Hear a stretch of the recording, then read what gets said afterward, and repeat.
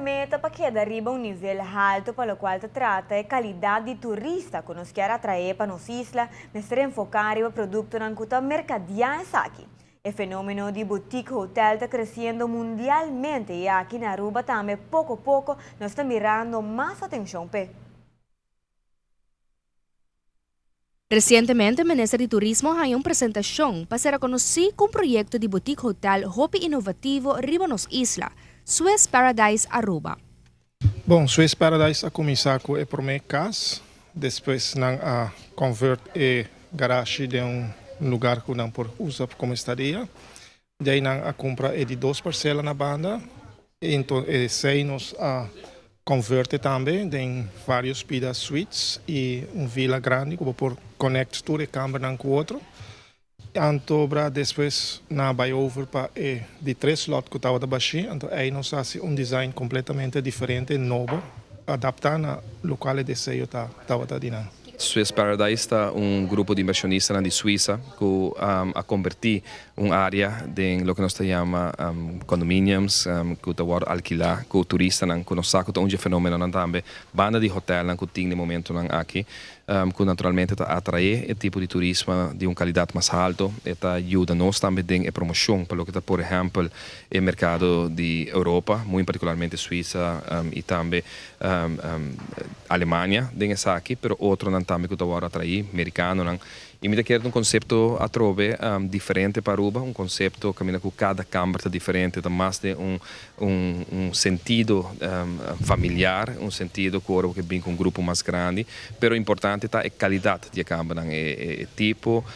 de acomodação que nós fazemos e algo que ressaltar mais show, mas também está com a cater arriba o mercado, que quer vir a destinação ou uma propriedade que está eco-friendly, que o hobby agora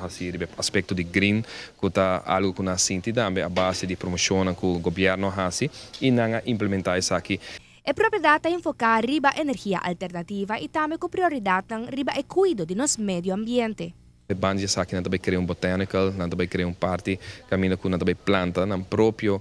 vai assim na verdura, não próprio erva